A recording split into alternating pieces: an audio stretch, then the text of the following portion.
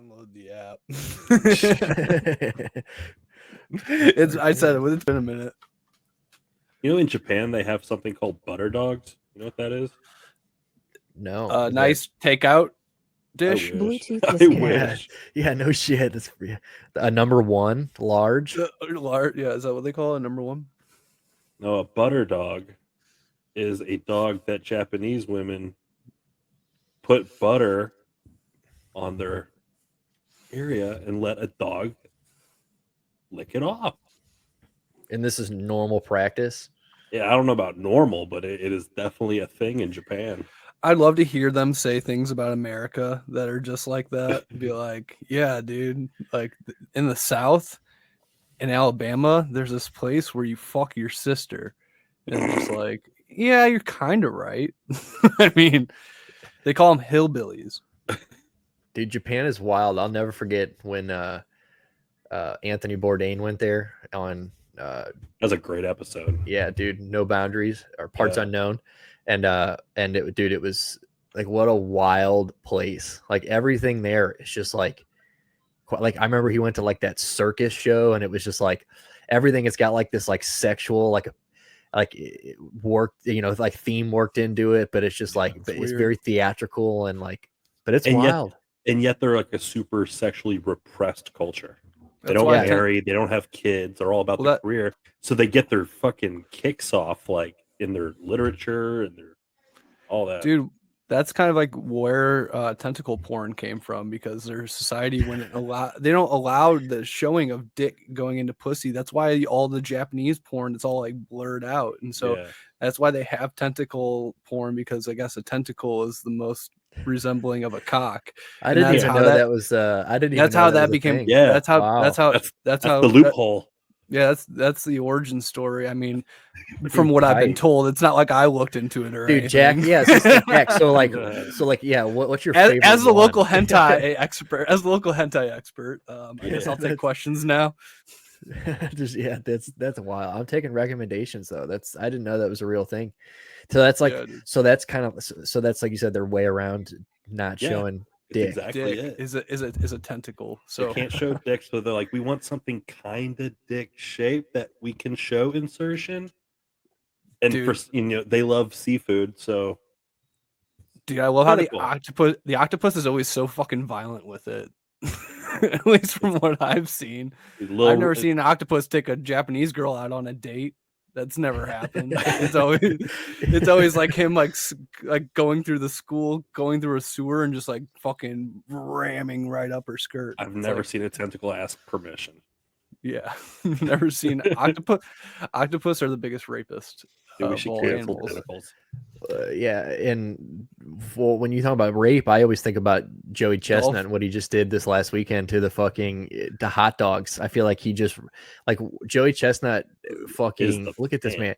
This man violated any and all things hot dogs this weekend. Look how many glizzies he has on that plate, dude. I think he ended up throwing down 63 full hot dogs with buns. Bro. And choked out one fucking protester. Dude, what was I saying, dude? Those animal rights protesters, they're on one right now, dude. NBA Finals, the Louvre, like all these fucking. We're all the way down to Nathan's hot dog eating contest. That's when you know the trend's going down. It's like they're going to anything with steam. They have like any event with 10,000 people or more, they're at it. Dude, Joey Chestnut threw that guy he literally was like, bro, like we're not even gonna entertain this. Like you just get beautiful thing, dude. Just get look at this. He just bodied the dude. He said, bro, and then he kept eating hot dogs, and then kept shoveling hot dogs into his mouth. Like that's so fucking wild. Is that not the most American thing in the world, dude? Dressed up as Darth Vader. What's wild about what?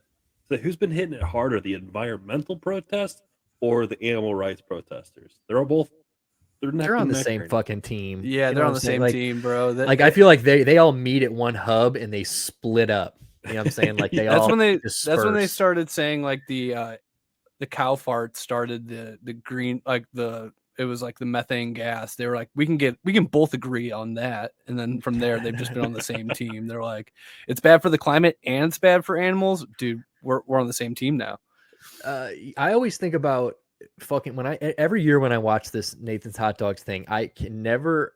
I mean, I guess maybe it's just because like growing up. Remember Kobayashi? Like I feel like he is who I always think of still when it comes to Nate. Like Joey Chestnut could win this thing like 50 times in a row, and like I just feel like when I started watching this, that guy, and then he had when I remember when MTV had True Life, I'm a competitive eater, and like it had Kobayashi would like, so it showed like how he would have like an 8-pack going into those things. Dude, and then like at the end he had no abs, and like he showed how like eating lettuce and all that shit expands your stomach. And like, bro, I just remember like, and he had the Kobayashi jiggle. Remember when he would like throw fucking hot dog down like an anaconda? Yeah, and he fucking worked it down and did and then Joey Chestnut took him down, and it literally, it's like we have not heard a fucking thing about him. Dude, when Kobayashi, when they used to show his videos in Japan, they had to fucking blur it out. Yeah, dude. Yeah, they were like, this looks too much like a dick. He's doing the jiggle and everything. This dude's just slurping tentacles, octopus tentacles. Inhaling wiener. Like, dude, this guy is like just eating whole octopi. You know what I'm saying? Like, dude, but that's who I think of. Like I always think like I miss him. Whatever happened to that? What happened to that guy? Well, that's what I'm saying. Thrown, dude. Joey Chestnut came. I know he got dethroned, but like, I thought it was gonna be like, shouldn't it have been like a battle of the gods, like a back? That's what I'm saying. Like, what? And I'm still hoping that like it's like a Rocky story where like he's been in the shadows for like the last decade, like just training. You know what I'm saying? Like, and then like next year or a year or two from whenever he just like comes out and he's like, everybody's like, oh, what the fuck? Why is there an empty place at the end? And Kobayashi comes up. He's like, what the fuck's up? It's him. He's there. Dude, they got JR's like, oh God, this is going to be a slobber knocker. Like that would make my whole life. The whole thing about the hot dog competition for me, at least, they're eating them, and I'm not kidding it. They're eating them so fast that I can hardly tell what the fuck is going on, because like by the time it's in the water and they put it to their face, it like splashes around their face and like the hot dog's fucking gone. I'm like, how did the fuck I want to, if they ever do one of those like 8K cameras they got on the NFL with the super slow-mo and shit, give me one of that and I'll probably vomit immediately after. But the idea of a I don't even know what's going on. Dude, how do you eat that? That's what I'm saying. The just thinking of dipping a hot dog bun in water and it just like that, it disintegrates in their ham. So, yeah, and then you got to think that at some point, like maybe like if you don't get it wet enough, like you'd feel like the bun probably just gets like it's like sand almost. You know what I'm saying? Like it's like it or just compacts. Like I mean, you think that shit's got to be, tasty. Dude, that's ridiculous. Well, and there's so many. I mean, I knew that there was a whole shit ton of these like competitions, but like they're all getting so popular. Like that big dude that drank the fucking lemonade, like the 2 gallons of lemonade in like a minute. That shit. Pink lemonade without a drop going off. Without a drop. I was watching that. Yeah, I was in awe. If you guys had to be in one of these kinds of competition with a certain food, do you guys think you could have any kind of Nick? You I feel like you're a chicken McNugget guy. Like you can knock down like pot sticker, dude. Oh, pot. Yeah, no, that's right. Bro. I forgot. Nick, pot stickers and English muffins. Dude, if I can, I honestly, and I would dip an English muffin in water and fucking shove it in my mouth if I had to. Like, it's a fucking sickness. I love that shit. And so I think I could do it with English muffins, pot stickers, and I think I could do it with maybe chicken wings. Like I love chicken wings so bone in wings. Yes, bone in. Like I think because here's the thing, like I'm like when I just eat chicken wings normally, I don't like suck everything off the goddamn bone. But I do think that if I was in one of those competitions, like those people who just grab one end and fucking clean it, like I feel like that's what I would try to do. I could do that with the flats. I can clean flats like all day doing that method. But yeah. I would definitely have some little fucking douchebag coming up on my head, like, hey, there's still meat on the bone there, and I'd be like, I feel like less of a man because anytime anybody says that to you, it's like the most emasculating thing somebody could say to you. But dude, and here's the thing that really sucks. I hate that there's the stigma around boneless wings because I fuck with boneless wings, and everybody's always like, bro, if boneless wings, like even like wing places will be like, oh yeah, you look like a boneless wings type of guy. It's like, dude, look, like I don't ripping on you. It's like, dude, I don't have a pussy. I promise you. Like I fuck and I love boneless chicken wings. You can do both. We can do both. Like I think that it's possible to do both. And I'm here, and I'm glad that at least one of you were like, oh yeah, fuck yeah, I like boneless wings too. Because I think if you're there for the sauce, I think boneless wings are like are a better option because like they're way easier to dip, way easier. But if you're just going like if I have the choice between bone-in wings and boneless wings, I'm going bone-in wings almost every time. What's the rationale? I don't know. I just like them. I mean, I like having the flat meat or the white meat and the dark meat with the drums and actually it's all white meat kind of because it's a wing. But do you like dry rub or do you like having dry rub on, or do you like having sauce on your wings? Well, if you want to talk about St. Louis style, if you ask me truthfully, I like trashed wings where you take them in the sauce and then dip them back in the fryer, get them nice and crispy. For sure. Maybe the audience isn't keen to that, but if you are not, you should definitely try it. It'll ruin the frying oil that you're using, but it's worth it. Totally worth it. But if you ask me regular, I will eat the sauciest, wettest hot sauce covered wing. It's making my mouth like salivate as I'm talking. Just thinking about it, dude. Yeah. And just dipping it, that perfect dip into ranch. Ugh, is there anything better? I could do that like 100 times in 10 minutes, I think, to get a nice little score on the board. Got a blue cheese boy? Oh, I love blue cheese. No, I only got into the blue cheese game like 3 years ago. My taste buds finally developed, and I can't get into it. That's one of those things I'm not into. I'm not a blue cheese dude. guy. Joey Diaz would be fucking just shitting on you right now. Yeah, blue cheese or nothing, cocksuckers. Yeah, it's all right. On hot wings will go fuck your mother. I'll go fuck your mother. Yeah, well, Joey Diaz is fucking literally a hop, skip, and a jump away from diabetes. So it's fucking, or if he doesn't have diabetes already, he's got to have something. Like I feel like Joey Diaz has got to have like for all a guy the underlying factors. Wouldn't it be awesome though, just like as a dude's rock kind of thing? Like if he just walked into the doctor's appointment, he's like, "You're as healthy as a horse. All your levels are good." It's that kind of thing, dude. It's the Mickey Mantle gene. Yeah.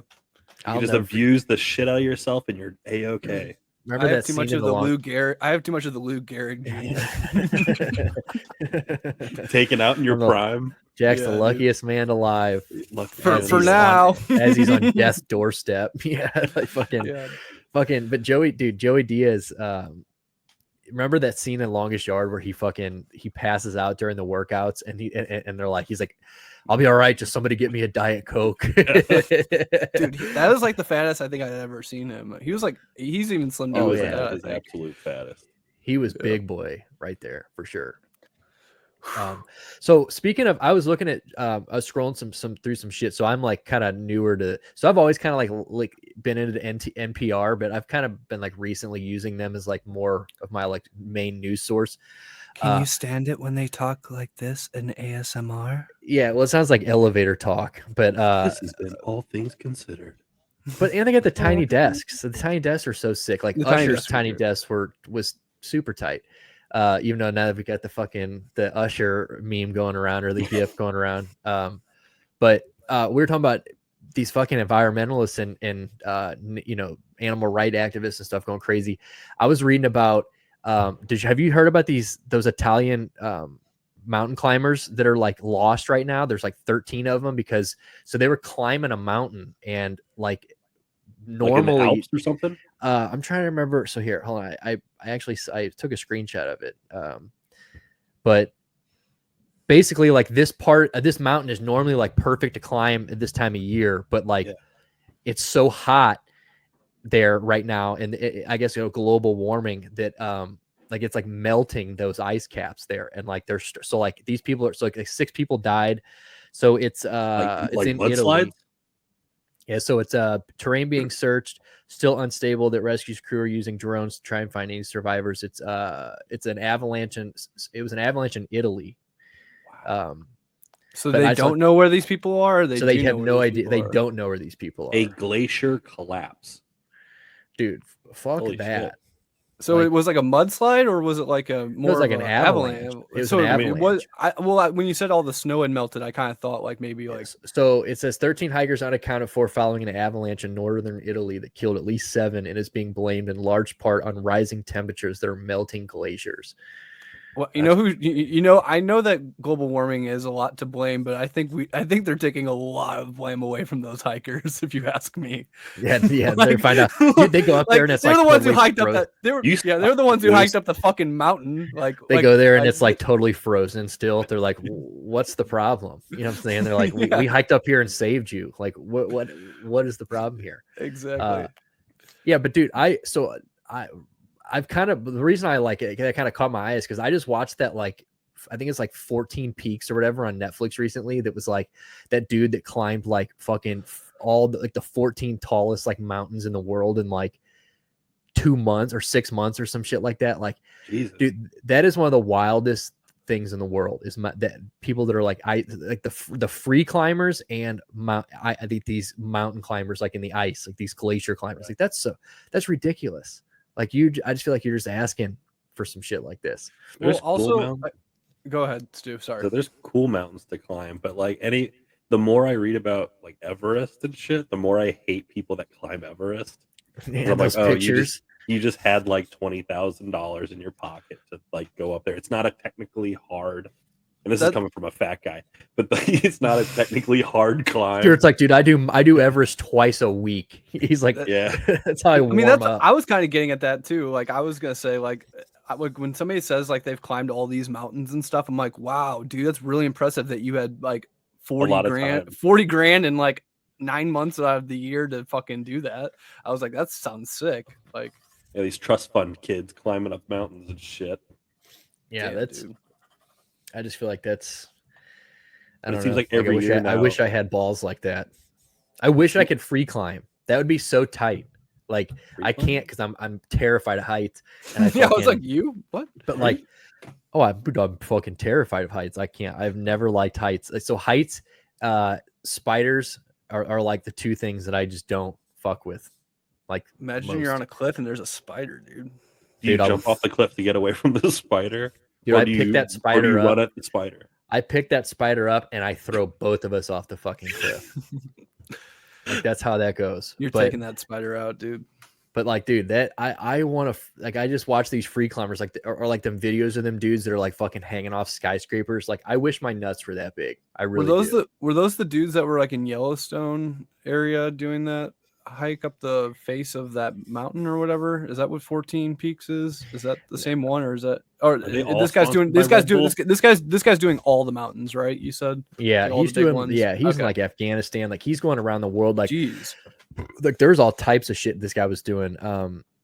But like I watched a video recently where, dude, French Montana is sitting on the edge of a skyscraper. If that pussy can sit on the edge of a skyscraper, then like I feel like I've got to nut up and I got to sit on the edge of some like I got to just be able to do that. I can't be less of a man than French Montana. You ever see those parkour videos though? Those kids running on those like skyscraper beams. That shit gives me like a gut check. I'm telling you, like I can't even watch them, dude. I watch those videos for like 2 minutes, and I'm like, dude, I can't anymore. Like, my anxiety. Russian teenagers are heads, dude. Yeah, they're like, I can either try to jump off buildings and put myself in a life-threatening situation every day, or I can go to the Ukraine and do the whole thing and not be famous.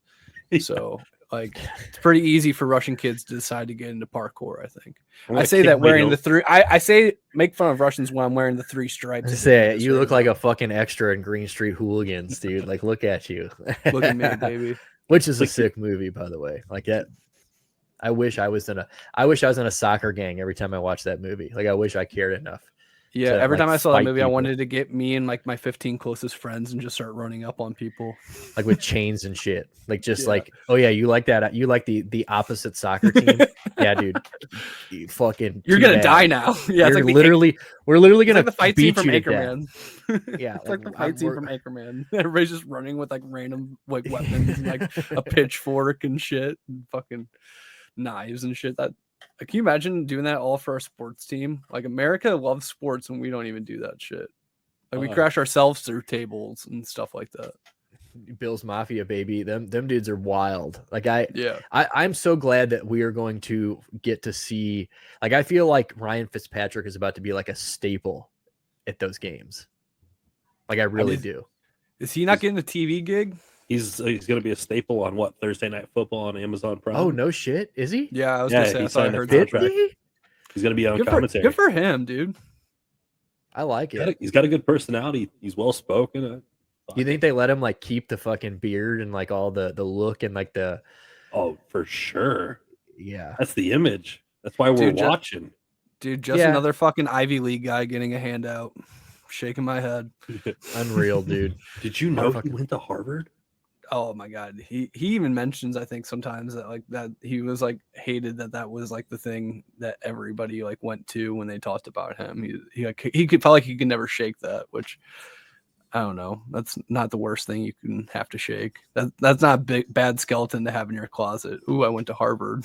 like, oh, okay. Oh, what a especially like, you're really smart. Like, yeah, and with that image too, like you're just like known as like the guy that like you're just like people look at you and they think you're just like this grimy, dirty fuck that like probably got drafted on he walked onto a team after high school, never. And then you find out that like he is probably 9 out of 10 times the smartest guy in the room, and it's like, damn. And I guess early on he didn't really have that persona. He used to kind of, but like the second half of his career, he really did. Is he like that always? When he came into the league, he was drafted late round by the Rams. He's so old. I remember we drafted him. Fucking Bulger. That's how old he is. Oh, speaking of Mark Bulger, he was the Amish Jack's kid. Jack's got a little Mark Bulger story for us. Yeah, I do got Mark Bulger story. You want me to get into it real quick? I would love to hear your Mark Bulger story. So Mark Bulger owns a bar and curling arena that is no shit less than a half a mile from my house in West Nashville. Now let me tell you how I found out that Mark Bulger owned this bar. It was the funniest happenstance. So I'm sitting at this table, right? And I'm looking around, and I had never been to this place, so I'm just checking out what they have on the wall. And I look to my right, and I see a like a charity golf game bag, like the golf bag, and it says Mark Bulger on the back. I'm like, oh, that's kind of funny. And then I'm like turning my head right, or from right to left this entire time, and then I go like this, and I see a Mark Bulger Rams jersey, and I'm like, oh. Okay, Mark Bulger probably owns this place. What a weird right? place, yeah. And then I look to the left, and sitting at the end of the bar is Mark Bulger just drinking a beer. I'm like, oh, I was like, shit. I was like, Mark Bulger is literally right there.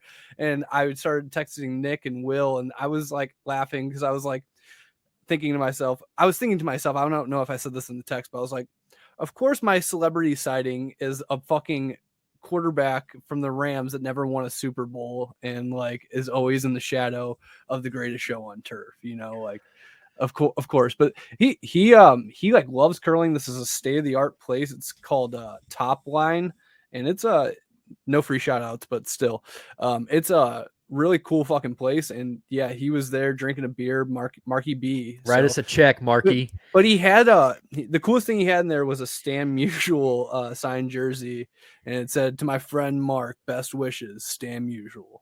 I was like, that's pretty fucking sick. What is this music? What music? 22, 20, 30. Oh, 20. my bad. Yeah, sorry. I got the Guardians game on in the background, and all of a sudden it unmuted itself, and I was like, "What is going on here, dude?" It was like some disco. But yeah, so it's Mark Bolt. So you look like you know about this, Stuart. Like you look like you know that he's a curler. I heard that he is almost an Olympic level curler. Like takes it very seriously, and he is damn good apparently. Did you curl? It's legit. I didn't curl this time. It's Have you curled? They have classes there for $20 an hour. I'm thinking about going up there next week. I've never curled. I heard it's really hard. Dude, get taught how to curl by Mark Bulger.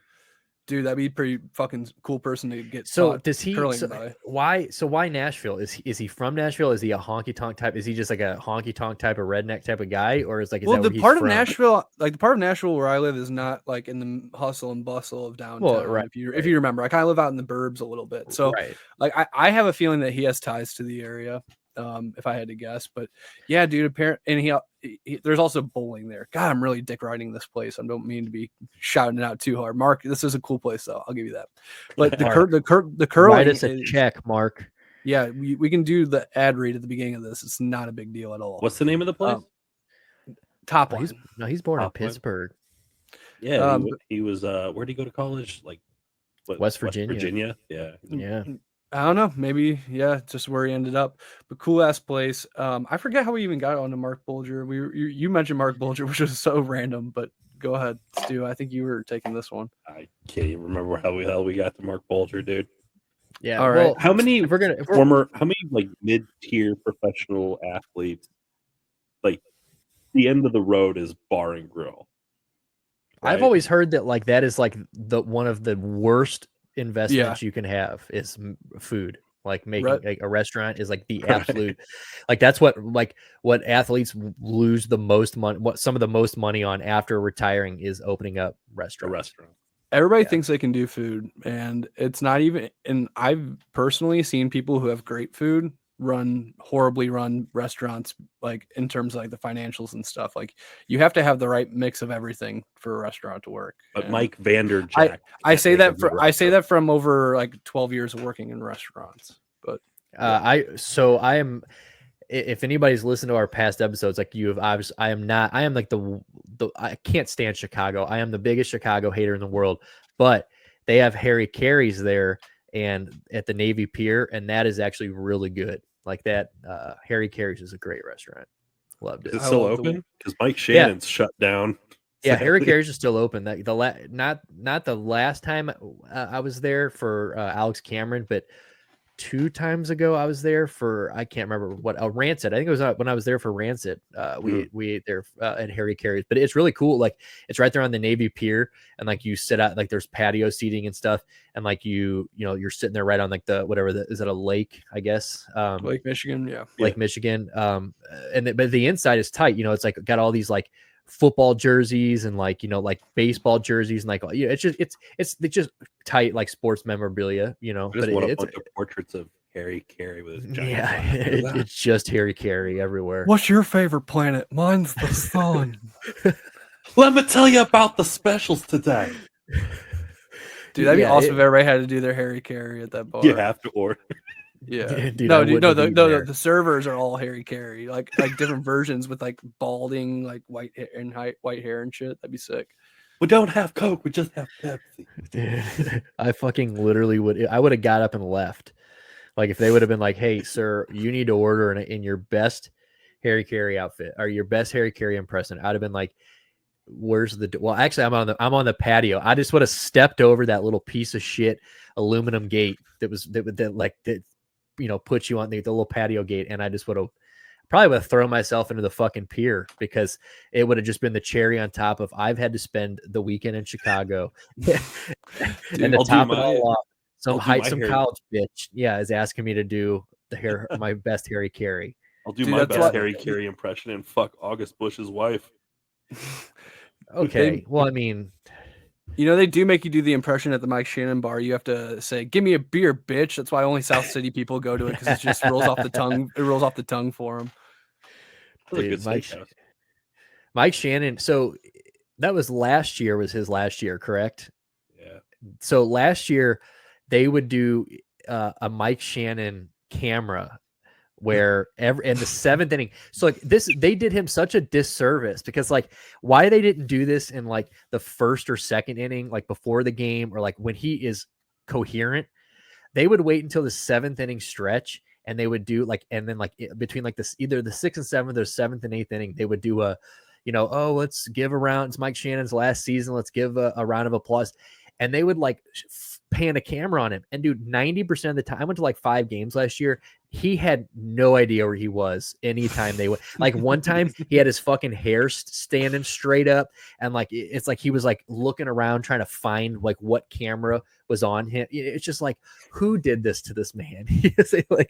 What a terrible thing to do to this guy. Dude, they had to, like in the last year, they should have put out a silver alert every time he got on the fucking radio, just like warning the public of just an old person in danger. Like just, you knew something bad. I felt like any moment he was just gonna have his mind slip back to 1978 and just start going off the cuff. The opinions expressed on the radio are not the opinions shared by the St. Louis Cardinals organization. Yeah, well, and if we're talking about creepy fucks let's talk about a creepy motherfucker that acts like Mike Shannon, but he's not even in Mike Shannon's era, and that would be Robert Kelly. That'd be R. Kelly. Let's get into fucking R. Kelly for a minute, because I feel like homeboy finally got what he deserved. So I feel like I personally haven't even given this enough attention. Like, I saw this, and like you guys were all texting me when this happened, and like we've been talking about it for 20 years, so it's like we're kind of probably exhausted at the point. But yeah, now that there's finally like some resolution to it, maybe. Nick, I heard NPR is going to do a tiny bed concert for R. Kelly. Dude, I love it. Dude. Yeah. So dude, maybe I'll have to catch that. He's going to have so much, like, he is going to be in there. He's going to have so many snacks. He's going to have so many hot towels and like whatever else you can buy from commissary in there. Like, he is going to be, I mean, those are some lucky motherfuckers to get locked up with. Like, if I'm doing life, put me with Robert Kelly, put me with R. Kelly. Think about how much good ass music we got when that motherfucker was trapped in a closet. Imagine what he's gonna put out now when he's trapped in a jail cell, dude. He's gonna just be every day. Verse 1, I'm in this jail. I'm gonna beat this bitch. I'm gonna make him my bitch. And they're just gonna, if he's not dead by day 2, it's a miracle. Do you think he's in Club Fed though? He probably is in Club Fed. Yeah, he's probably R. Kelly's probably. I feel like he's probably got a lot of fans. They'll like him on the inside. Yeah, like, yo, tell me, what was it like with Aaliyah? Yeah, dude, straight up. Even though she was like fucking 12 when all that happened. Dude, he should just say he was one of Ghislaine Maxwell's clients, and he can just work it down to like 15 years. What'd she get? 20? 20. Yeah, he got 30. Yeah, that's so wild. Like, that is so wild that she only got 20 years. Because, like, I mean, does she live 20 years? Probably. I don't know. You know, does she even do 20 years? Who knows? But like, it's so wild that, like, so is that just like a done deal now? They just don't go after anybody else that, like, they're hoping you forget, dude. Well, Prince Andrew. Why are all the celebrities into fucking kid fucking? It's so weird. R. Kelly, Ghislaine, all their people. Like, is it a reflection of like the larger picture? Like, are there way more like pederast than we thought? Maybe, dude. We need to get a task squad out on this, dude. Dude, Like a pop culture rehab funded task force. Where, like, we're gonna post a poll on our Twitter. Are you a pedophile? Yes or no? And then we're just gonna count the votes. We're gonna be pedophiles. We'll out these motherfuckers so quick. And every single person that votes yes, we're coming for you. Like, we're getting it. We're renting a 2022 Dodge minivan, and we are going to cross country road trip and whoop all your asses. Remember, like, was it Jay and Silent Bob at the end? That's going to be us, where we just show on poopshoot.com. That's where we're going to be. We're going to show up at your front yard and beat your pedophile ass in the name of Jesus. We'll get the nastiest neighborhood watch you've ever seen and just get up. Dude, that's what we should do. We should round up with other locals who hate pedo asses, roll around like 40 cars deep, and just go around the street and just look up everybody on the fucking sexual offenders list and just go shout things at their house. Just like scream and be like, leave. We gotta that's the force of good we need in this world, dude. We gotta vet our force though. Like, if we're just like, all right, who hates pedophiles? And then like all of a sudden like half our crew is like the Pizzagate people. We gotta be a little more methodical about that. Dude, their heart was in the right place. The evidence was just a little shoddy, bro. The evidence was a little shoddy. Yeah, their heart was in the right place. Don't even get me started. Yeah, they meant good. Pizzagate was trying to get to the bottom of something. Okay, dude. Let's be honest, dude. Hillary Clinton's emails asking for the pizza map, that was a little weird, dude. Yeah. I'm probably gonna die in a car accident next week, but like, if I don't, gonna get Diana'd. Dude, I'm gonna get. You can't convince me that Hillary Clinton wasn't doing something fucking sketchy. You know what I'm saying? Like, that's all that matters. She's her husband flew bitch. on that plane 26 times, dude. Come on. You don't think you ever saw one little girl on that plane? There's some shit afoot. I think the funniest thing is that the island was called Little St. James. Like, if you're gonna like make a kid fucker island, you might as well just named it Kid Fucker Island. Like, at that point, like, dude, that's almost as bad as Neverland Ranch. Like, Neverland is still the worst. You could pull somebody from back in like from the 1980s and just be like, hey, what do you think happens at Little St. James? And they're like, dude, that's disgusting. Don't ask me that. Is the trademark for KB Toys open? What was the island that Alex Jones snuck onto? What is that island? That's not island, right? He snuck into where they're all worshiping the owl Moloch. Yeah. What the fuck? What fucking that was like how he got his big break. It was, I forget what it was. I don't even know if it was an island. I think it was called the Garden or something. Yeah, it's Alex Jones. I don't even know. Bro, this is how Alex Jones got the big break. Dude, it's like he like some legitimately guy found like Bohemian Grove. Bohemian Grove. I was gonna say I knew it was like a grove or a garden or something. You don't know about Bohemian Grove, Stuart? No. Dude, look into it. So Alex Jones, like a couple years ago, like him and some guy. This is like back in the 90s, dude. Like in the 90s, before any of this like InfoWars stuff or anything. And then like I love like back then? Yeah, oh yeah. Like so then the interview with that politician afterwards where he's like, they're like, so what do you think about all this stuff that came out? He's like, I think that Alex Jones is doing, I don't like the way he does things. He's like, and I don't think it's right. He's like, we're not going to talk about that. Like that guy definitely got caught red fucking handed. Oh yeah. But like, so Bohemian Grove, he sneaks in he like sneaks in like as like he's posing as like a member. And it's this place where all these politicians and all these like high ranking people go. And he's like got video. He had a documentary or something, like a movie or something back in the day. He didn't get the film. The guy he was with got the film from the woods, and I think he was the one who was undercover or something like that. And like what the film showed was that there was this giant owl sculpture thing, and they're all wearing like robes and garments and things like that, and they're all like legitimately worshiping like this owl, whether it's for like a fun little like some eyes wide shut shit. Google, or if it's Google like Bohemian Grove, bring it up. Somebody bring it up, Jamie. Somebody pull that shit up. We're all gonna pull that shit up, Jamie. Dude, we're all gonna live like a week anyway, at least once this gets popped. Yeah, we are literally going feet first into this. We're going three. Bro, we're back to back. To the Clinton body count's getting 3 more members on top of the Benoit conspiracy a week ago. Like we are literally asking. We're ruffling all the wrong feathers, dude. Yeah, we were pissing off everybody at this point. It's all good. At least the shit. At least, dude, I got into JFK. Dude, bro, our podcast would pop so hard if we all got government wiped for this type of shit. What's this? You got to type in Alex. Type in Alex Jones. You're searching it on Google. That's why you're not getting shit. You gotta go to DuckDuckGo, dude. You gotta go to the right wing search engine, dude. That shit pops up right. Dark secrets inside Bohemian Grove. No, nothing that's been made into a movie. You know, you got to go into the black wet. It was made by Alex Jones in 2000. Okay. Well, I was saying. What where it's good, like I said, with all conspiracy videos is when they have 237 views on YouTube. That's when they haven't the algorithm hasn't picked it up yet. That's the truth. Yeah, you got to find the one. Yeah, it had no subscribers, posted a week ago. No profile picture. It's in the profile image is just the Antarctic ice wall. That's when the name is just user 1829756. That's the default username. Yeah, the default username. The one that's Well, Nixon's quote is incredible, but I ain't reading it. I'll read it. No, you won't. The Bohemian Grove, which I attend from time to time, is the most Pride Month goddamn thing you could ever imagine with that San Francisco crowd. Incredible. Okay, so we'll have.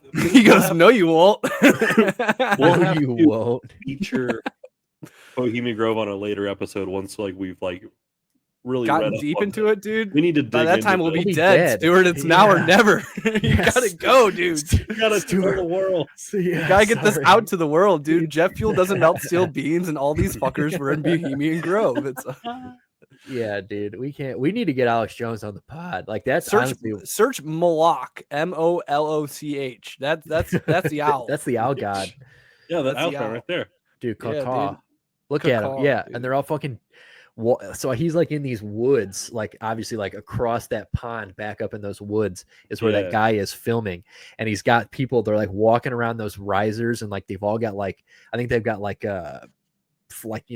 torches and shit. Like, dude, it's wild. Like, dude, to give Nixon some credit, I think they were kissing each other's feet and some stuff. It did get kind of out of hand there for a minute. Jesus. Dude, does Lucy K know about this? Dude, he probably would be so upset. Dude, we would crush his Nixon's dreams. Nixon's dreams. Oh God, I love getting into conspiracy theories. Jeez, and even though that's not even one, that was caught on tape, boys. Makes you think, doesn't it? Makes you think. Makes you think. What the fuck are those people doing? And that think Bohemian Grove's in California, right? So it's like, yeah, you know, they're doing funky shit in Cali. Dude, Epstein, all those guys. Pelosi, maybe. Dude, my favorite thing about Nancy Pelosi is that her husband, who's 82 years old, got a DUI last week. Really? Really? Yeah. So fucking sick. Like, dude, just doesn't care. Like, he has all the money. He could pay all the drivers in the world. He's like, I want to go to 7-Eleven and get some rollers off the fucking line, dude. He's probably driving like a 1984 like Ford pickup truck and like scoots down the road still. He refuses. He's like, no, I'm driving Darla down to the gas station. He gets 3 miles to the gallon. Yeah. just pollution. George Jones. Dude, she's got some great tits. Anytime she fucking needs something passed in Congress, Nancy's, are you guys not aware? Oh, I'm not. Are you? I did not know. Okay, if you're gonna Jamie anything and pull some shit up, it's Nancy Pelosi's cleavage. I don't mean to be a sexist womanizer pig, but those boobs are. She paid for those for sure, bro. She wants people. How old is Nancy? Dude, she's like 80, dude. But her boobs are like only like 15 years old. Oh, you said 82. Oh, is she 82? Her husband's 82. I'm sorry, dude. She's like 82. She's always wearing like. I don't see anything showing cleavage. Dude, like I said, you have to search DuckDuckGo, the right-wing search engine, dude. You cannot. Google is a tactic used by the left for disinformation, bro. I thought you'd be onto this by now. Yeah, you got to go to the far right. .net. Dude, what was the /whitetrash.org the Nazi website? It's like, Stuart, you have to search Daily Stormer to find this, dude. Trust me. There is absolutely nothing. Oh, okay. We'll pass it up until I find it because I have to share it with you guys because it's Jack's no. I'm not letting this go. I'm just not. Well, I guess while you're searching, so I saw a picture of there's like it was like an Amber Heard clip shorts on YouTube that was like, this bitch is crazy, and it was her like on the beach in like a bikini, and she's like hunched over and like her cleavage is showing, and she's like, I know, she goes, I know it's hard to love me sometimes. You know, it's just like, bitch, you were fucking crazy, and her like eyes are twitching, and it's like, this bitch cannot shut up. Like, she's coming back, dude. Amber Heard's, dude, she's gonna end up getting sued again. I feel like I feel like she's gonna end up. Isn't she doing like a countersuit now? I mean, she's probably appealing, yeah. But like, so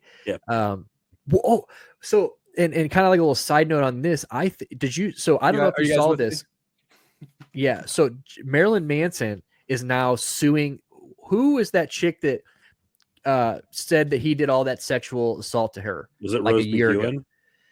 Whoever that chick was that accused him of all that, whoever it was that came out and wrote all that stuff about him like a year ago, he is now suing her, basically. Ooh. Just like Johnny Depp did Amber Heard. Let me see. Marilyn Manson. Yeah, I forgot all about that till we just brought this picture up. I was thinking, yeah, he's now like suing her for defamation. Dude, Evan Rachel Wood? Yes, that's her. Marilyn Manson needs to sue Evan Rachel Wood. I have no idea, but apparently maybe an actor or something, but she's somebody with a name. Marilyn Manson needs to sue the 12-year-old kid on my playground who convinced me that he can suck his own dick because he removed a rib. That's the ultimate defamation for Marilyn Manson. And then he pooped in a litter box. Dude, that rumor got around to everybody.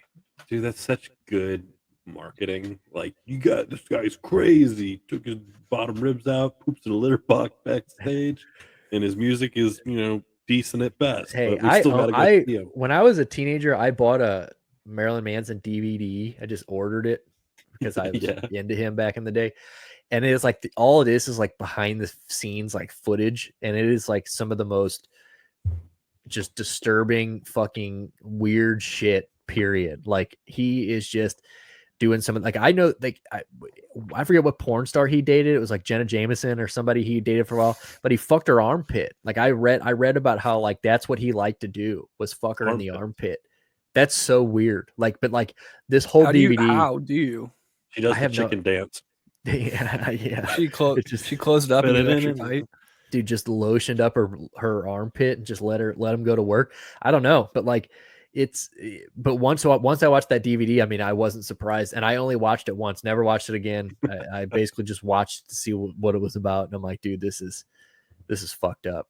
But yeah, what happens if he wins? That case, is that going to be big? If Depp wins, or if Marilyn Manson wins? Marilyn Manson, is that going to be a huge case, you think?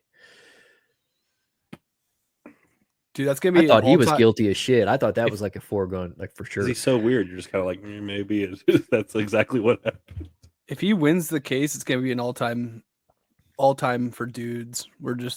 Dudes are just winning, just on a comeback. Court cases all the time. It's the dudes moment. You got this. You got Johnny Depp. Hopefully, Deshaun Watson coming up here soon. Deshaun Watson, hopefully soon. Dudes are just taking all the court cases. Dude, I am ready for this fucking.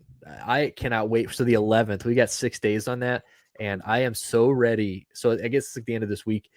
But so I was reading today that like the reason that they think that Judge Sue Robinson gave them till the 11th to get like those briefs in is because they think that there is the NFL. There's still like a lot of she thinks there'll be they're obviously still negotiating, but she thinks that they will do everything they can to settle before then. So we'll see. But dude, I know that the NFL, from what I understand, shit the bed in that case. Like, I mean, they definitely didn't interview a lot of people. Well, here's the thing. Well, the 5 things. So that's I read it. So Dan Wallach, who's who's like that lawyer that Stuart or Pepper and I were talking about. That was one of the things they kind of brought up was they interviewed. So it started with the 24. The NFL they interviewed 15. We're only willing to use 5. So that should show you just how many unreliable, they're not willing to put most of these women out there because like they know that their testimony is probably bullshit. Like they're just not good witnesses. Is that, I didn't know how to read it. I didn't know if it was like, oh, they just got lazy and they were like, okay, give us 5. Or did they go, oh, there's only 5 that seem credible?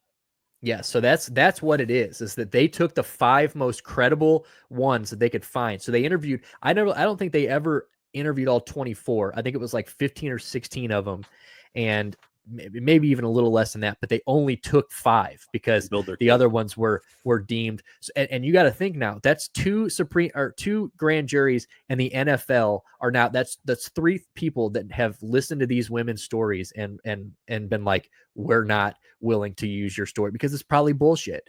Like, so I mean, we'll see with the 5. I think it says a lot that those 4 didn't settle, so we'll see what happens with that. But I think we might see him on the field this year. Honestly, really? How many games are you at now? Me, I think he's still going to get 6 or 8, 6 to 8.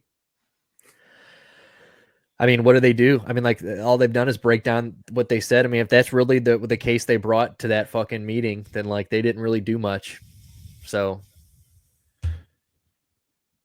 and now I'm hearing also about how the Seahawks like have never really been interested in Baker, apparently. Yeah, and I don't. And now that this is the Browns, just like trying to get a better offer from the Panthers by saying this shit and putting it out. Oh, they're creating it. Oh. Yeah, they're creating it. So I didn't hear that. Yeah, I heard that this Baker Deshaun situation is only going to get worse, and the longer it goes on, the less leverage Cleveland really has in terms of trading Baker for anything. And they already don't have much. I think people in Cleveland, I mean, correct me if I'm wrong, you guys are Cleveland fans, but wouldn't you just be happy with like Baker gone with most of his cap, like for like maybe a second or a third pick? Wouldn't that be when you got at the end of the day? I mean, you guys have your quarterback, right? But only because I just want this to end. Like, I'm just like, Nick, what are you realistically expecting to get out of Baker Mayfield as a Browns fan? Like, would you be upset if a team got him for like peanuts? No. So I think that No, I mean, I don't think they're going to get him cheap. Honestly, I think the Browns have. I think that there's more leverage now because I think that these teams are who have been. I think some of these teams like the Carolina Panthers and Seahawks. I think people were betting that the Browns were going to end up cutting him or buying him out, and they were going to end up. I think that these guys tried to play chicken as long as they possibly could, and I think they were like, obviously that Baker Mayfield is better than the quarterback that both of those teams have, and that is just a fact. And I think that they know that. We know that. I mean, I think we're going to end up paying some of his salary, but I do think that we are going to get. I don't think we're going to get it's going to be a mid-round pick probably. But I mean, I don't know. I mean, who knows? Bleacher Report was talking about trades that are going to shake up the NFL, and one of them was Baker and 2 picks for DK Metcalf, which obviously I don't think is going to happen. But boy, when I would shit myself if we went out traded Baker and it was like a 3rd and a 4th round pick for just DK Metcalf. I feel like that Seattle fan base has like too much leverage on their owner, like because they make them so much money. Like that's a really great football fan base, or has proven to be in the last 10 years. Like I don't think they let them trade DK Metcalf and fully implode the team as much as it's probably for the betterment of the Seahawks to do. I mean, like, where are they going to get a quarterback from, though? I mean, unless Drew Lock ends up being something, which he has the talent or he has the physical qualities, but he hasn't shown it. And then you have Geno Smith, who, if you're really expecting him to carry your team to playoffs, you're not going to be very happy with the result. I mean, they have a decent running back room. Their wide receivers, if they're still Tyler Lockett and DK Metcalf come beginning of the season, look at the Titans wide receivers. They don't have anybody. They literally name one Titans wide receiver right now. Robert Woods. Other than Bobby Trees, sorry. Nick, you're on top of it though.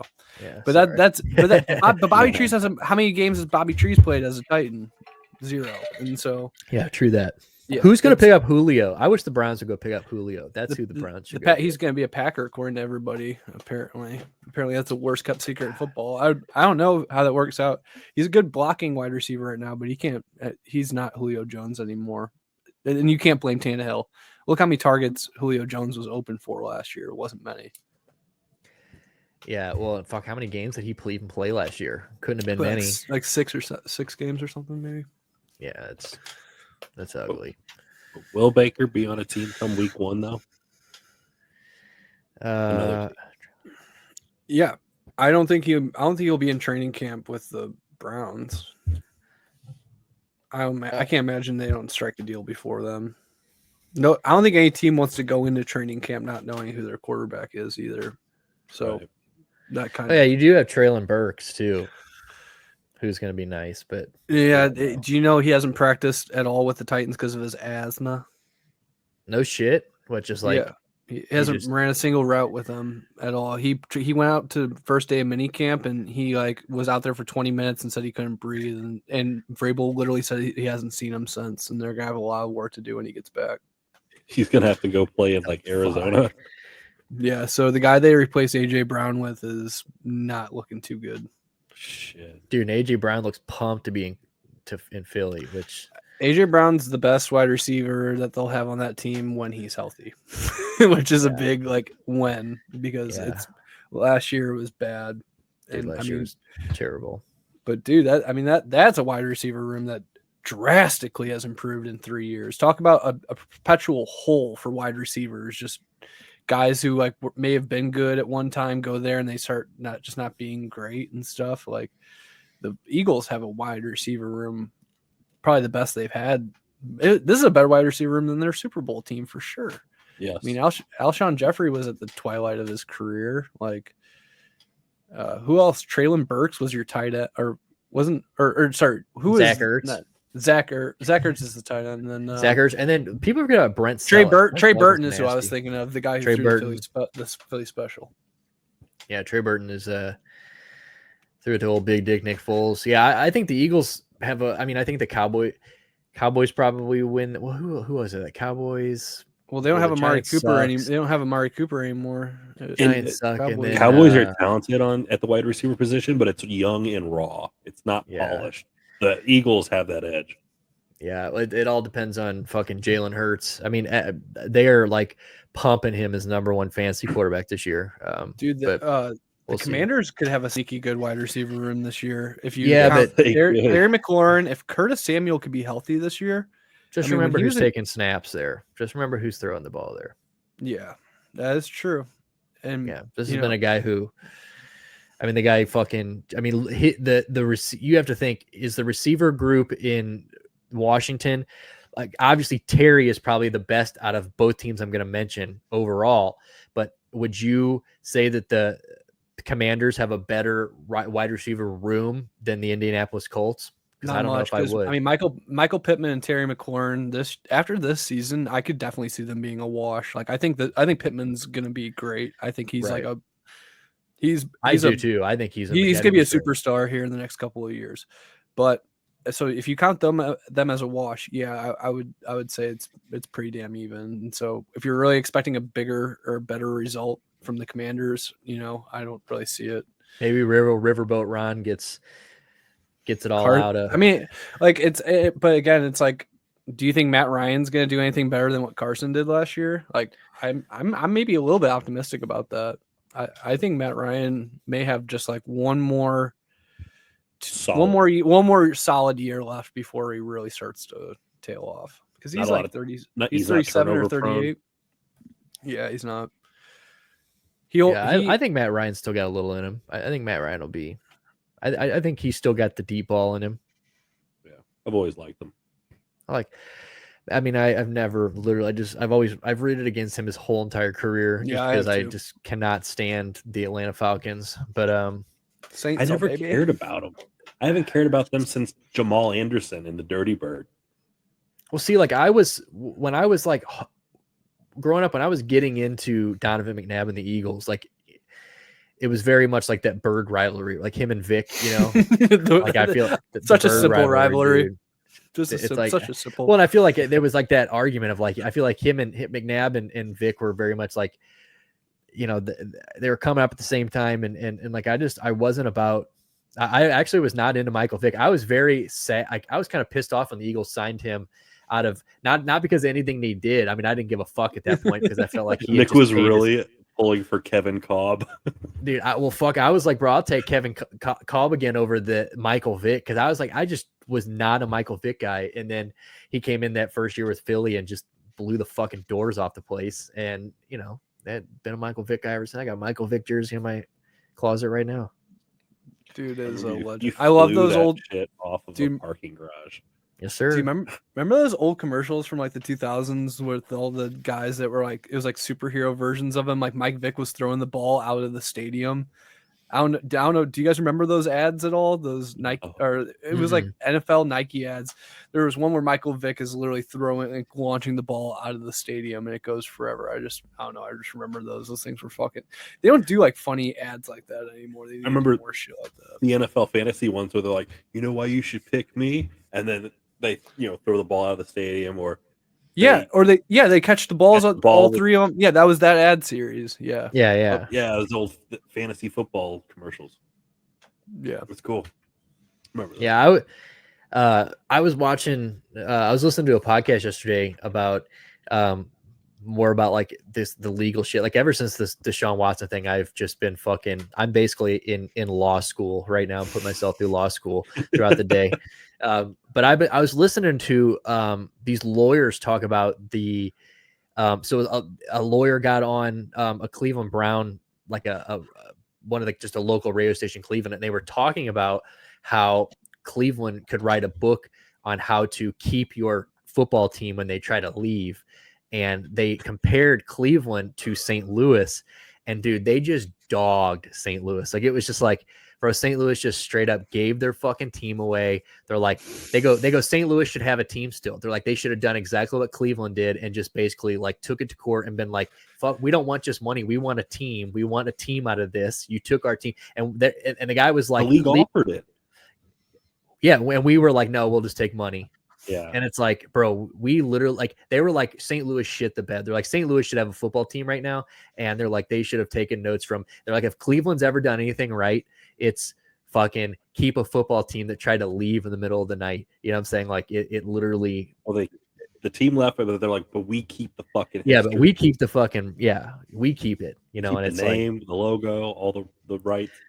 Right. I mean, like, it's how many times does a team leave and like you and then come back and then fucking you, like you said, they're the same color, they're the same. I mean, they literally just stayed the same. Like usually as soon as that team leaves, all that shit is just thrown away. It's out the door. It doesn't exist anymore. It's gone. And like, that's incredible. I just didn't, it was just kind of sad to hear like how other people view how pathetic St. Louis handled that situation. Wasn't there one season of like Nashville Oilers? There was they played at Vanderbilt. Tennessee Oilers.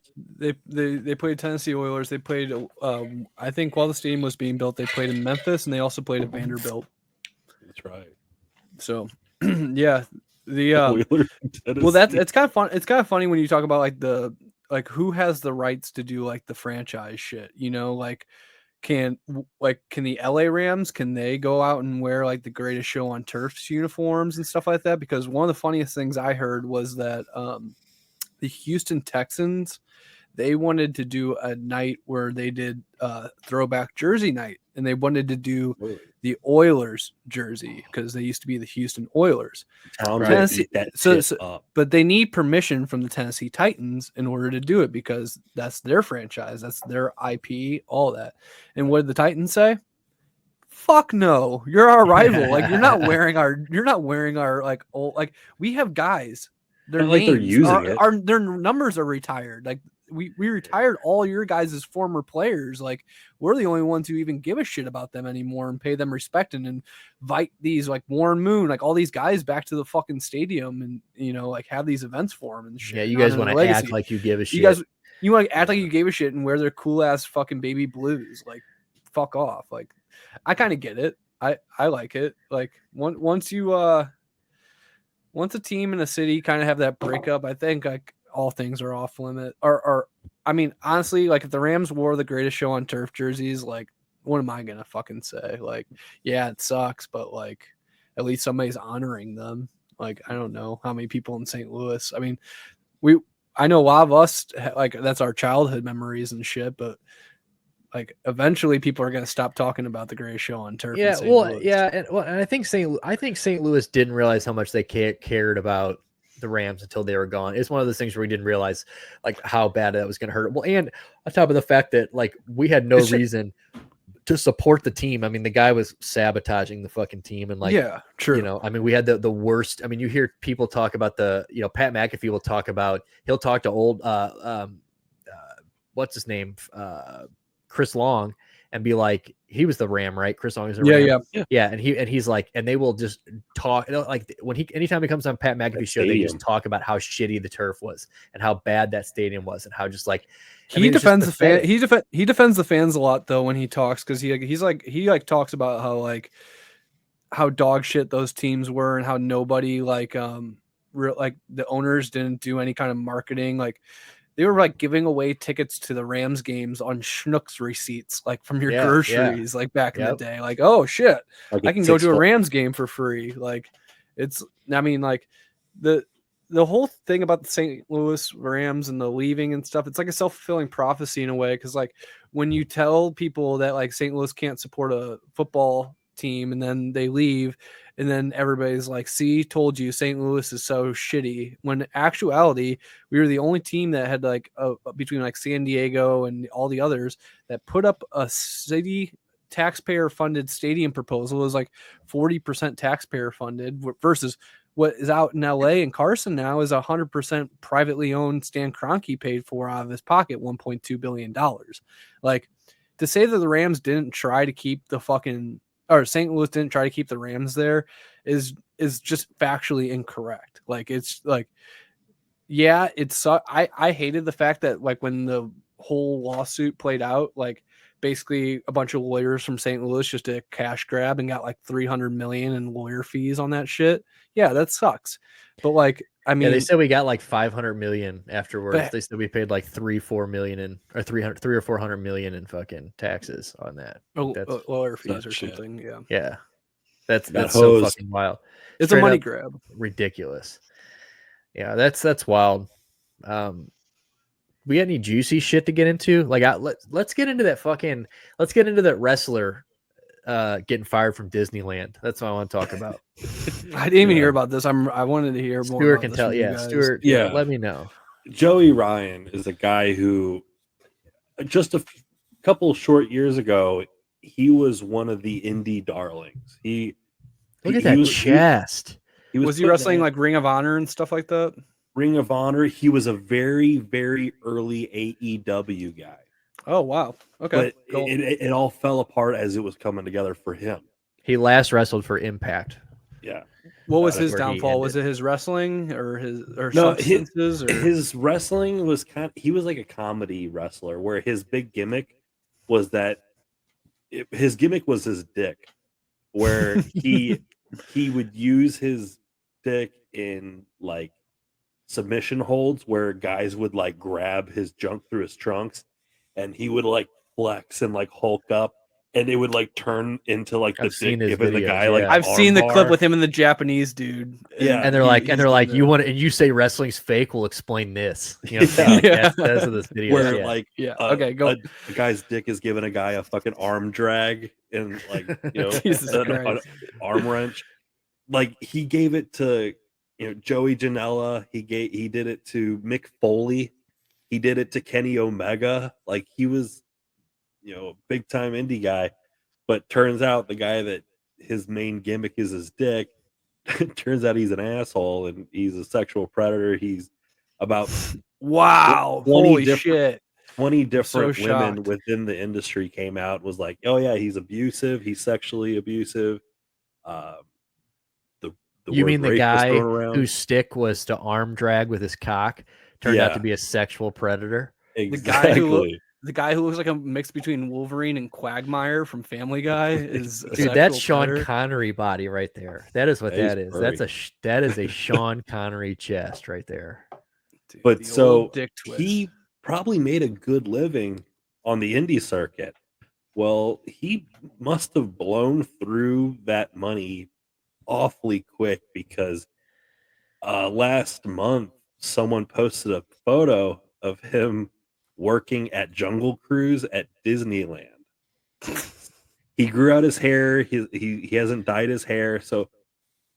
But someone on that ride recognized and posted it, and the wrestling boards lit up with it. When you're a wrestler with a bad reputation, he never went to jail. He never went to court over any of this stuff. So when he applied at Disney under his legal name, his record came back clean, I guess. And so they gave him a job. He was on his 90-day probationary period with the company. But then this leaks, and then they realize who the hell it is. And Disney said, we're fucking out of here. Dude, that's so fucking... I mean, like, it's kind of funny how, like, he thought he'd be able to get away. Because, like, internet nerds, especially, like, the wrestling type, are, like, they have that sleuthing ability. They're, like, they'll get you out. Like they'll skunk you out. Yeah, they're brutal. Marks are the worst. So I actually exited out because I was trying to pull up this news story of. So I was telling Stuart before we came on the air. He actually after he gets all this sexual assault and like sexual shit, accusations go around. He actually gets. It says after a poster for an upcoming charity wrestling show is posted online, several wrestlers declined to participate due to Joey Ryan's involvement. So he was actually scheduled to wrestle a tag team match in a charity event called Wrestling for Women after all this happened. Bad booking. Like you gotta change the narrative, dude. Yeah. You gotta get in front of this shit. I'm here to take my name back. I'm wrestling for women now. But like I can't imagine like trying to get him on because he was like a guy who was probably going to end up on AEW when all things were going down. But I can't imagine him on the product right now. Like AEW is really trying to establish itself as like a serious name in the business, and then you'll have Joey Ryan over there fucking arm wrenching dudes with his balls. They go. It's okay. He asks for consent now before he does it, so it's fine. Before he dick wrenches you across the mat. Yeah. You said, hey, you don't like his dick touching you. Well, then don't let it put you down for a 3 count. Kick out. Get up. You know what I'm saying? Like run away. Like that's. But dude, Like if you were to put him in a lineup of 6 people and you're like, which one of these dudes are sexual predators? That guy. You know what I'm saying? Like that is immediately my choice. But dude, being fired for, so what was the ride you said he was working at? Because I read Cruise. Jungle Cruise. That's what it was. I read earlier. Isn't his character supposed to be like The Rock? No, I'm sure because he's because he was on his probationary period. I'm sure he wasn't a captain of any of one of the boats. He was probably just a guy standing there at the line, be like, okay, 3 here in this boat, 2 here, 1 here. I'm sure he was like learning. Sorry, I forget that you do have a deeper knowledge of Disney than I do. So go over this. There's a probationary period, like 90 days. So, you have to prove your acting chops before this is you in the article. On the big gigs. Yeah. You have to audition to be a cast member that has like a speaking role at Disney. How many times have you tried out? Six Flags, dude. Ain't no swinging dick just get to be Minnie Mouse, you know what I'm saying? Or Mickey Mouse or Donald Duck or come on, dude. Really? No, when guys are like Jungle Cruise boat captains, like they do that shit for like decades.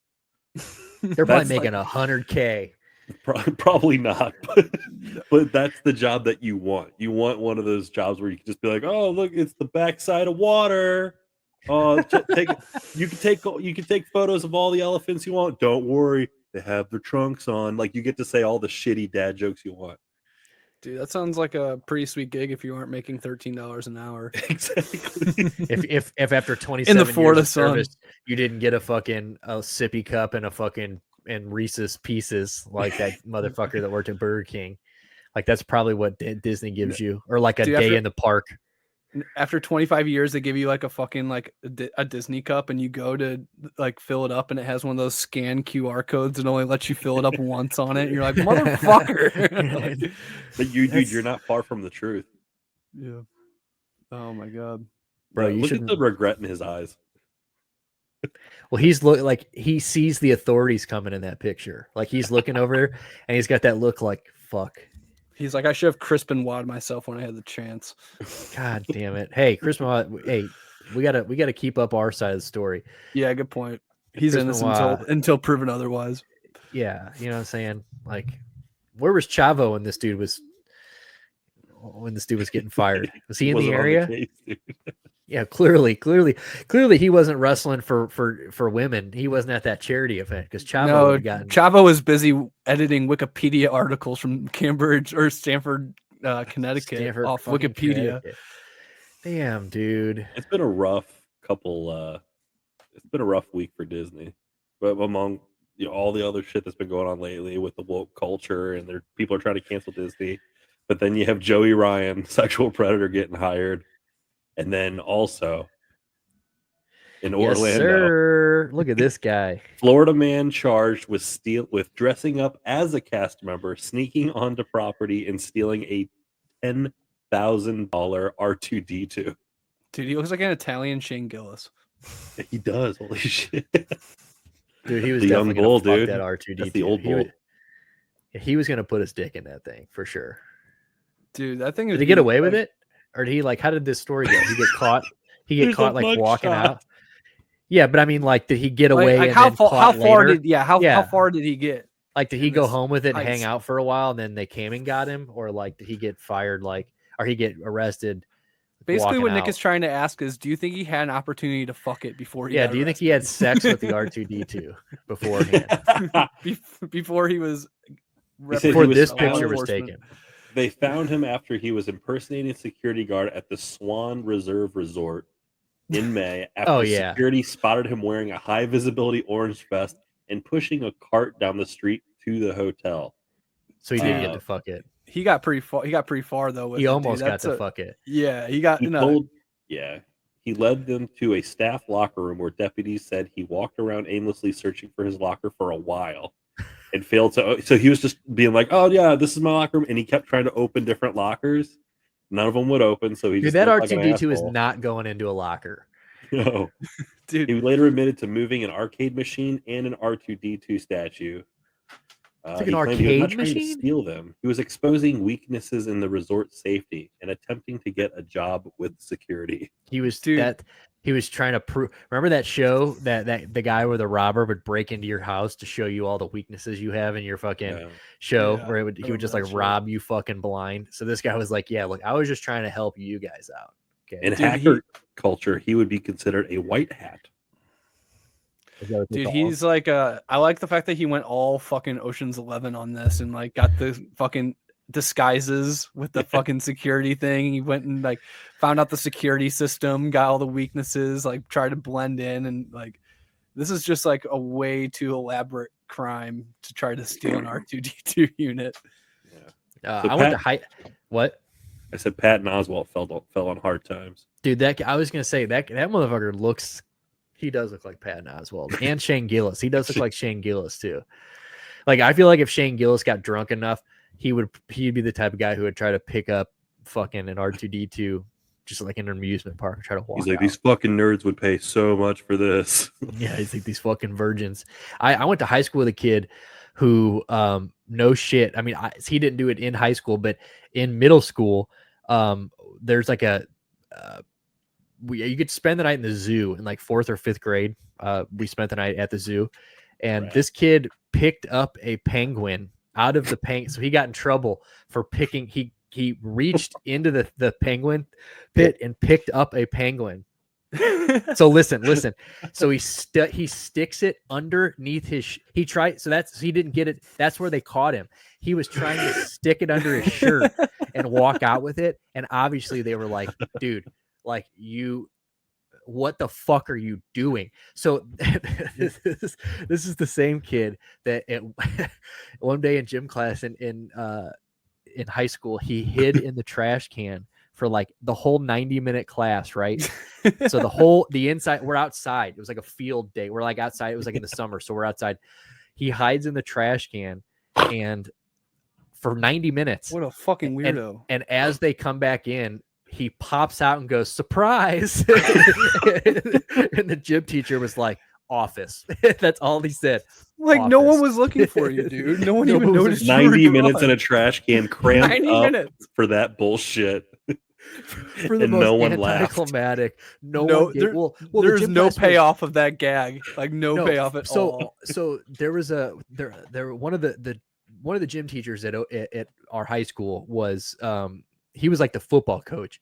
So like all the black dudes that played football, if they would act up during school, they didn't get sent to the office. They got sent to him. Like it was like he was like the so he kept trying to keep all these kids in line. And Coach Connors, you can cut that. So he was the one that was like he was the one that running the gym class that was. So when he jumped out of the trash, coach he just kind of looked at him and was like, bro, office.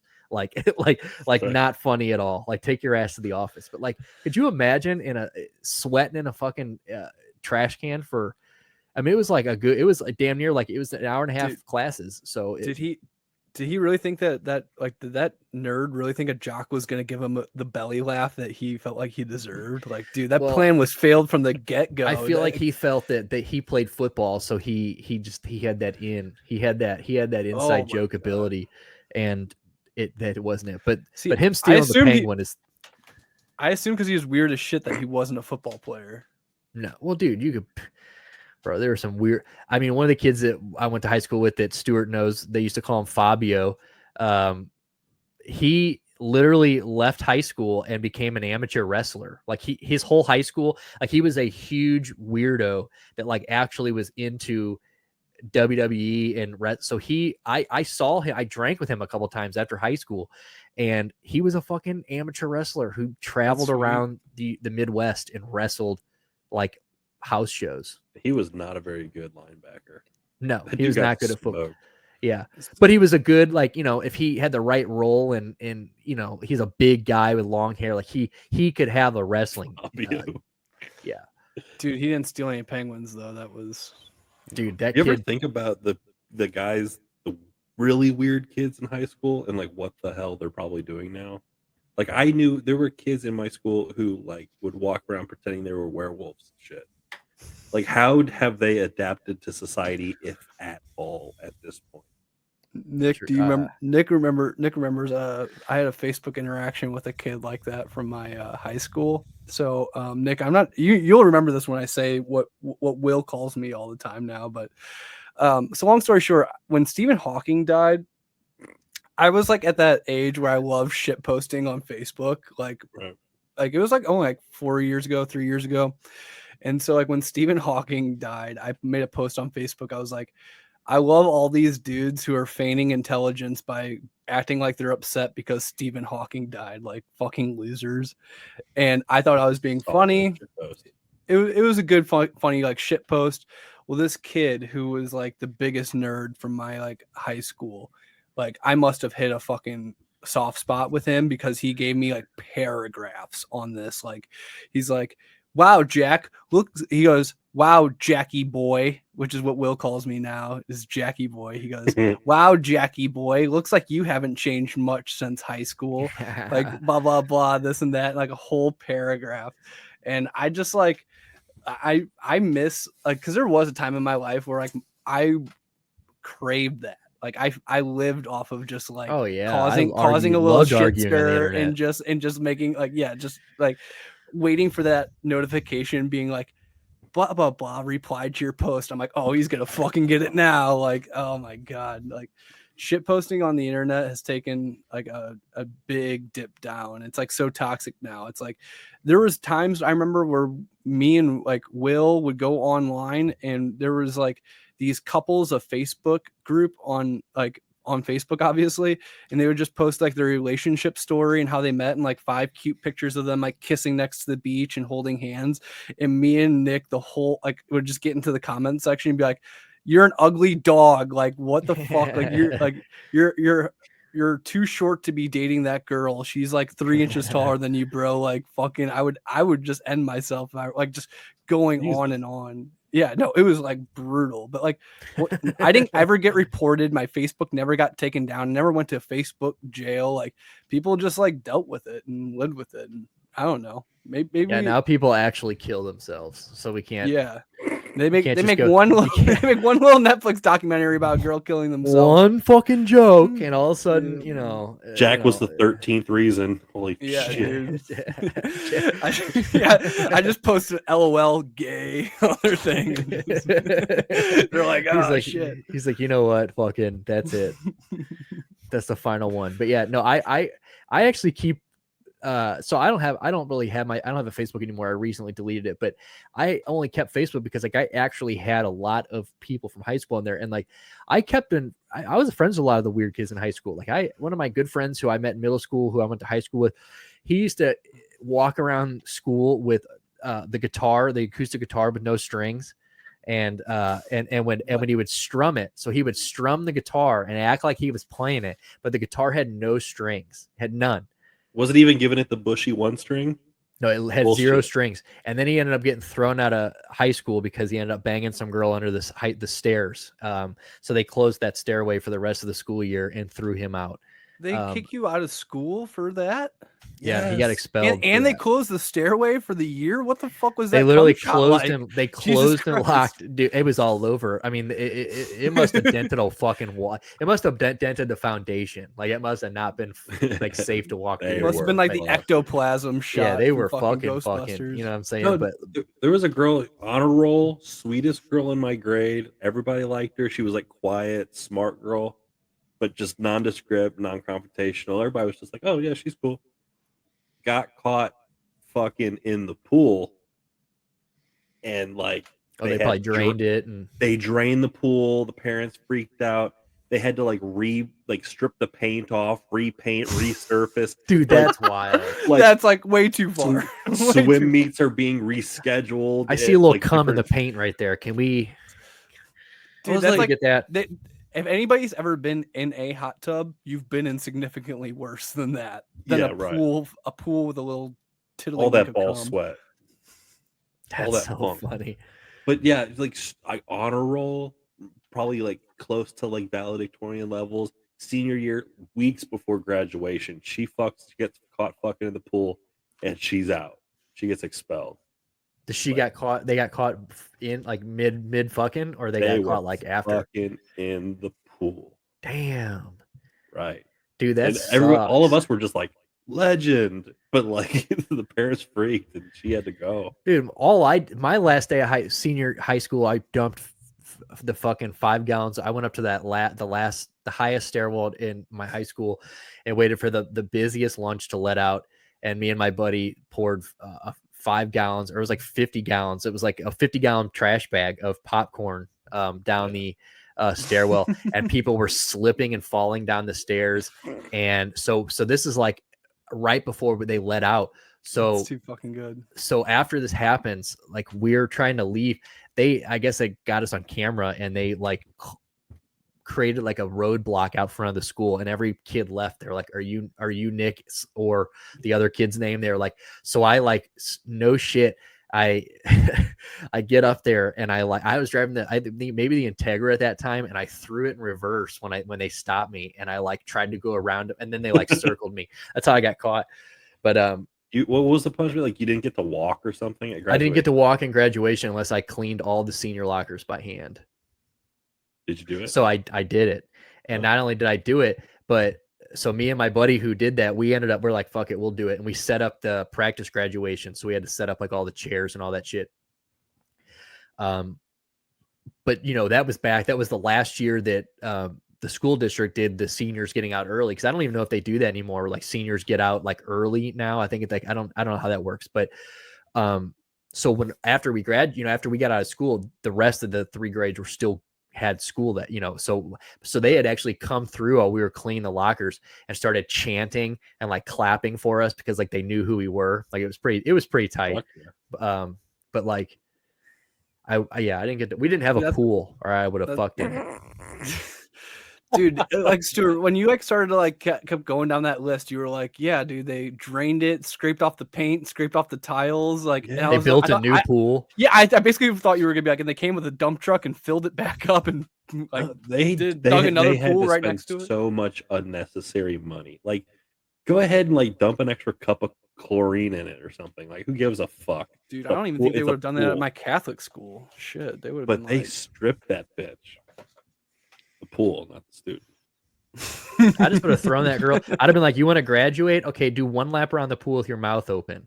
That's what I'd have told that chick. I said, okay, I need you to get in there and clean the pool. Swallow that. Go in there and get it. Fish. go get that nut.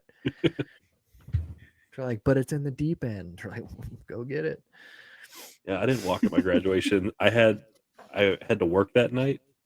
And I told one of the secretaries of the school to bring it to my job. So it's like Friday night. I have to work karaoke night at where I was working at the time. And she comes in and hands me my high school diploma. And I go, cool, graduated, back to work. Was that the beefy shop that you were talking about? Yeah, dude, shout out Viviano's. Italiano. Dude, 4 seasons of Viviano's. I'm sitting there pouring glasses of white Zinfandel. Mamma mia. I'm pouring glasses of white Zinfandel for retirees singing karaoke in Tony Orlando. I'll never forget how frustrating. I used to get so pissed waiting for Stuart to get off on karaoke night because like it was always like so fucking much later than usual, and it was just like, Jesus. Oh yeah, that was Fridays. There's always one fucker. One more. We're gonna do one more. Yeah. Like I remember like coming to like because I'm pretty sure I still. Yeah, I was still living in my grandma was still there. So like I remember like in going to that house. So I guess I was walking down to meet you at work, or I remember like waiting for you to walk up. Yeah, I remember that shit. That was shout out Viviano's. Bro, what a roast beef sandy they had. God, I could go for that sandwich right now, dude. That French dip. Yeah, what a place. I'm trying to think, do we have anything else on the old agenda that we want to chat about? Like, does anything else happen in the world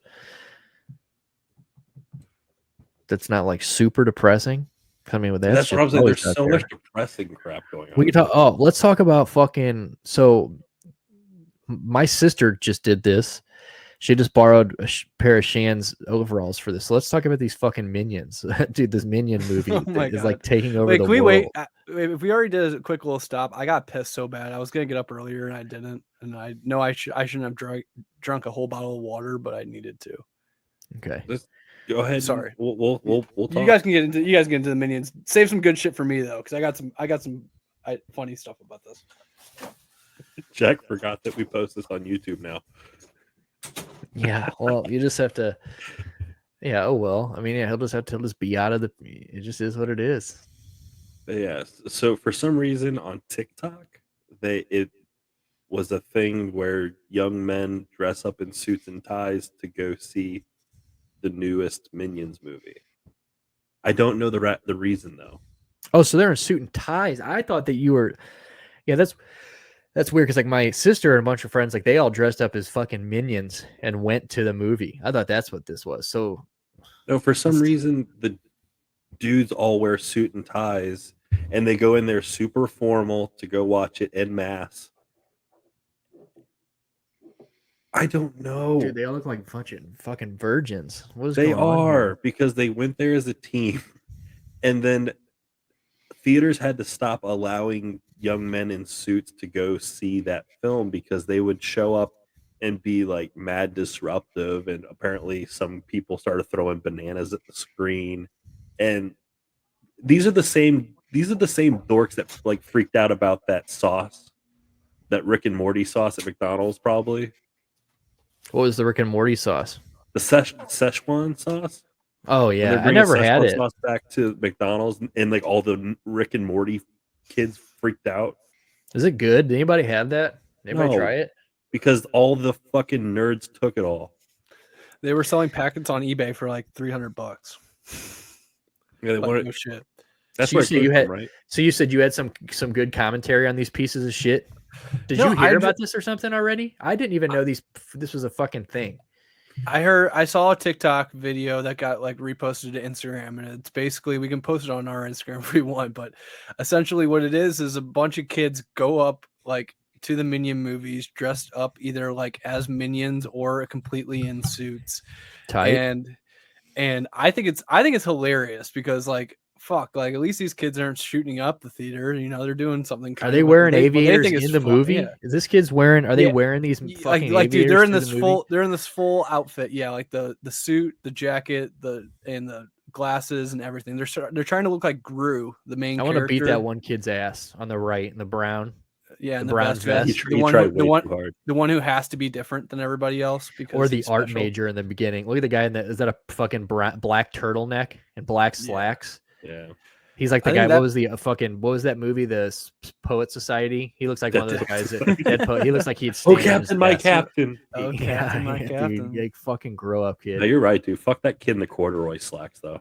What a pussy. But so long story short, I think they just like make a lot of mess with the popcorn and just kind of be an overall like nuisance kind of thing. And then, dude, that's fuck beating up petties. That's what we should do. We should be going to the movies every Friday night as a group and just fighting these kids. Like, oh yeah, you want to throw popcorn while I got my sister here at the movies while we're trying to watch the new Minions?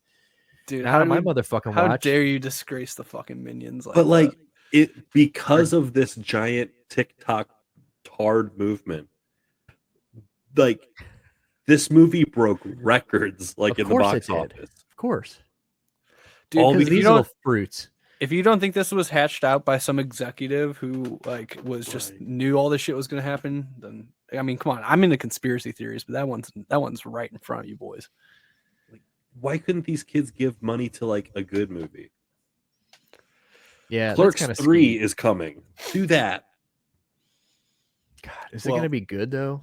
Clerks 3 probably not, because Kevin Smith hasn't made a good movie in a long time. But guess what? I'm still gonna go see it because I'm an idiot. Have you seen Top Gun yet? No. God, dude. Jack, have you seen Top Gun? I'm not. Bro, you guys are fucking up so hard. I might as well be a communist at this point, right? Dude, I mean, and like, I don't know dick about F1, but I know that F1, the only reason that race was so good last weekend is because that big swinging dick was in the crowd. That last 10 laps were never going to be that legendary. Tom Cruise was there, baby. Yeah. Tom Cruise was all up and down. I also don't know what's that legendary old man that walks up and down fucking interviewing everybody on pit row or whatever. Yeah, so he's walking up and down. There's like a funny clip where Patty the Batty fucking posted where he was there. So he was actually at the race, and that old man is walking up and down trying to find people to interview. Yeah. And he like starts to put the microphone at Patty and realize he has no idea who this guy is. So he just pulls the microphone away and keeps walking. And Patty's just got this look on his face like, okay, you know, like fuck me, I guess. But dude, Tom Cruise showing up at Formula One, and then it becomes like the greatest like last 10 laps in like the whole recent race history. Was great. That coincidence or Scientology? You're right, dude. He had a hand in that, dude. He did some weird fucking rain dance. L. Ron Hubbard it up. He did some Dianetics right beforehand and just fucking got to work, dude. L. Ron Hubbard couldn't write a better story. Dude, he was just taking those like little stress paddles and shit and fucking like he's basically driving the fucking car with the fucking stress paddles. I'm sure everybody probably saw that opening lap wreck, right? That made the rounds. Dude, that shit was insane. I wish I had it. Yeah, I watched like 40 fucking angles of it. I feel like I just kept seeing different angles of it. And I saw that one guy park his car and said, fuck the race, and just trotted on over to see if he's okay. I'd be really pissed once I found out the guy was alive and didn't even have a scratch. Because he was like literally like injury free, right? That guy had like no injuries. Yeah, he was just shaking up real bad, dude. Shout out to the Halo. That saved his ass. Yeah, that's what they call the little Halo. Yeah, what is that? What do they call the Halo? The Halo is that new bar that goes around the cockpit. Oh, and nice. It has that bar that's like right there in your vision. And so when it debuted in 2008, a lot of drivers hated it, and like a lot of fans of the sport also poo-pooed all over it.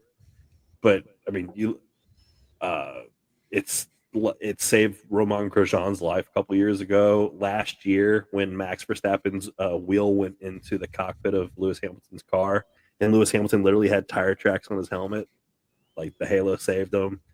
And then this past weekend, there was a Formula 2 wreck on Saturday, and the Halo saved that kid. And then Zhou Guanyu saved his life again. The Halo keeps proving itself a great idea. Yeah, that's wild. The NFL will never pick up anything like that. They don't care. They're gonna keep having Demaryius Thomases. Yeah. Yeah, see, who is it that came out? Was it Des Bryant that came out today and said we all have fucking CTE or whatever? Oh, did he really? Yeah, basically. He basically said, bro, all of us old players got CTE or something. It's like Des. It's kind of like, sounds a little tone deaf right after a dude dies. It's like, yeah, don't, like, why you complain? We all got it. Like, we all got it. Demaryius is fine. You know, yeah, well, Des, you didn't stroke out in your shower. So fucking chill out. And yeah, Demaryius time, that's a shame, dude. I don't say like stage 2 CTE. Yeah, which I don't know the varying degrees. I was gonna say I don't know what's the difference between stage 1 and stage 4 is. Which, you know, obviously, what was Chris Benoit? He was fucking stage like 11, right? I think he was Biden. Dude, Jesus Christ, Joe Biden. He was Biden level aloof. What is there anything juicy that came out of any of that shit this week? Any more? Well, I saw Lauren Boebert put out some retarded tweet earlier that I was gonna. I'm trying to ignore the fact that she exists on this planet right now. Yeah, there really isn't. I feel like that story just went away quick. Every time you go on sugar daddy meat, though, you're just reminded of fucking what could have been. God. And peanut butter balls. Peanut butter balls, dude. She's on there. Oh, I'd pay. I'd pay for her with some tentacles. That's for sure. Does it mean that she gets dragged under the sea and we never see it again? I'll pay. Yeah, I feel like nothing happened with pop all culture this. revolution for reals this time. Like nothing ever happened with this. Like what I think, like, was it like just last week we just talked about her? Nothing happened with that. The attention span of the populace what I say, none of this shit ever sticks to anybody anymore. It doesn't matter anymore. No one gets in trouble for shit. No. Vince McMahon is literally sitting. You guys even know about Nancy Pelosi's husband's DUI? Like, dude, I didn't even know about. I'm more worried about she had nice titties. That's what I'm worried about. Did you not see the picture? I have it here. Damn. We didn't pull it up. Remember, you never pulled it up. Stuart didn't let me pull it up. If you can. Yeah, I can because it's the biggest rockin' set of tits ever. That's not real. I can't even see it. How can you not? I can't. Oh, there it is. Oh, baby. Come on, boys. You're telling me Nancy doesn't pull those babies out when she needs something passed? Come on, boys. The defense spending bill ain't gonna sign itself. She pulls out those fucking sweater puppies, dude. She got all the fucking senators' attention.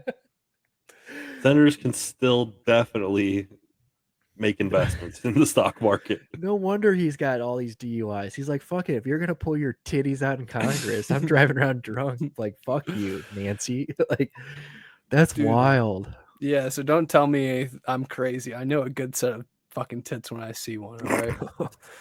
Well, like I was saying with Vinnie Mac, like that motherfucker was just front and center at UFC this weekend after Money in the Bank with Pat McAfee and Triple H and Stephanie. You know, Pat McAfee still got the fucking neck brace on. He's in character, I guess. But it's like Vince has not gone away at all. So I mean, that's just the new age. Just fucking. I'm gonna step down. Did anybody catch Money in the Bank on the weekend? On Saturday? I didn't. I saw Liv Morgan won, which I'm happy for her. That's tight. Saw Liv Morgan won, and I saw Austin Theory won the Money in the Bank for, I think, for the guys. Is he the dude now? He's kind of like the dude now. A lot of people, maybe you know more about this than I do, because I only know about some of his like more popular matches, and I thought he was a really good, technically sound wrestler. But apparently, the WWE fans, at least the ones on Reddit, don't seem to like Austin Theory that much, and they don't like the idea of that he's going to be the next guy to take the title, probably. Well, but I don't think anyone that's pushed by McMahon. I don't think I ever remember anybody liking the champion for almost like ever since John Cena had it, nobody's liked Brock. We liked Brock for a while, but I feel people liked Brock and maybe one of his 10 title runs, but not after like 5 because they spammed it, they overused it. Yeah, but I mean, you got CM Punk was Kofi Kingston was the only champion that everybody liked, and they let that run for about 2 months. Yeah, that was a feel good moment. Yeah, that was like, if we don't do this, we are going to be sued. Yeah.